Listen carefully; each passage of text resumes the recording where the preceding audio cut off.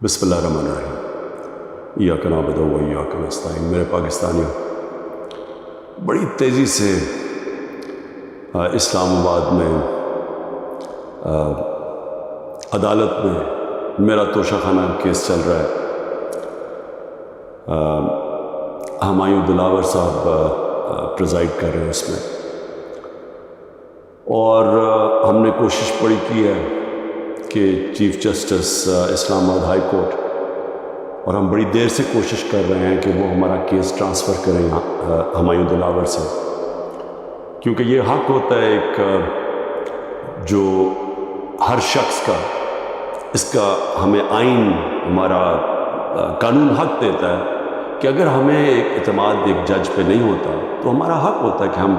Apply کریں کہ ہمارا کیس ٹرانسفر کر دیں۔ اور یہ ہم نے تب سے کیا تھا، یہ میں نے کل بھی بات کی، میں پھر بھی آپ کو بتا دوں کہ جب مجھے غیر آئینی اور قانونی طور پہ اٹھایا گیا اسلام آباد ہائی کورٹ سے اور مجھے پولیس لائنز میں رکھا گیا، تو ادھر ایک دم پتہ چلا کہ ہمایوں دلاور صاحب نے عدالت لگا لی اور مجھے طلب کر لیا توشہ خانہ کیس پہ، نہ میرا وکیل، نہ مجھے پتہ ہے کسی چیز کا، اور اس کیس میں پھر فرد جرم لگا دیا۔ قانون تو یہ ہے کہ مجھے بتا کے لگانا چاہیے تھا، بتائے بغیر لگا دیا، تو ہمیں تب ہی سمجھ آ گئی کہ یہ ہمیں انصاف نہیں ملے گا۔ تو اس کے اگلے دن ہم نے تب سے اپلائی کیا اسلام آباد ہائی کورٹ کو ٹرانسفر کا۔ اب میں بات کر رہا ہوں 12 مئی کو، یہ تقریباً اب سمجھ لیں کہ 3 مہینے گزرنے لگے، تب سے اپلائی کیا ہوا ہے، اور کوشش کرتے گئے کہ ہمارا کیس اس عدالت سے نکالا جائے۔ اس کے بعد بہرحال جو میں نے آپ کو بتایا کہ کیس ہوا، میں نے 35 سوال دیے گئے۔ محرم کی 3 چھٹیاں تھیں، بڑی مشکلوں سے ہم نے وہ اکاؤنٹنٹ کو ڈھونڈا۔ اصل میں یہ سارے سوال ٹیکس کے بنتے ہیں، یہ جو اس عدالت میں سوال ہے یہ ہیں سارے ٹیکس کے، کیونکہ کہا جی آپ نے یہ ڈکلیئر نہیں کیا، آپ نے یہ بیچا، یہ ڈکلیئر نہیں کیا، تو میں نے وہ سارے 35 کے 35 سوالوں کا جواب دیا،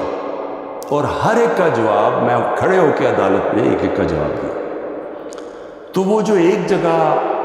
اور انہوں نے سرکاری 2 گواہ پیش کیے، اب سرکاری گواہ کیا انہوں نے گواہی دینی تھی، تو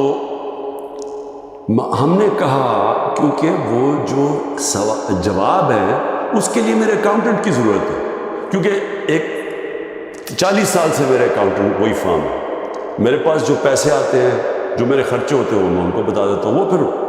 ٹیکس فارمز بھر دیتے ہیں، وہی الیکشن کمیشن کی فارمز بھرتے ہیں، وہی ویلتھ ٹیکس جو ہوتا ہے وہ بھرتے ہیں، تو ان کے پاس سارا ریکارڈ ہوتا ہے۔ تو اب میں تو نہیں جواب دے سکتا کئی چیزوں کے، تو میں نے گواہ کے اندر اپنے اکاؤنٹنٹ کو کہا کہ وہ بیٹھے، اور وہ جو خاص طور پہ ایک جگہ پہ بات پھنسی ہوئی ہے کہ جی پیسے تو آپ شو کر رہے ہیں، لیکن پیسے کے اوپر آپ نے یہ نہیں لکھا کہ توشہ خانہ کا پیسہ تھا، اماؤنٹ پورا ہے لیکن توشہ خانہ وہ نہیں لکھا۔ تو یہ اکاؤنٹنٹ نے بتانا تھا کہ وہ فارم اس نے جیسی بھی بھری، کیونکہ فارم تو وہ بھرتا ہے۔ بہرحال 1 گھنٹے کا ٹائم دیا گیا اور کہا کہ 1 گھنٹے میں اب یہ نہیں پہنچیں گے تو چلو۔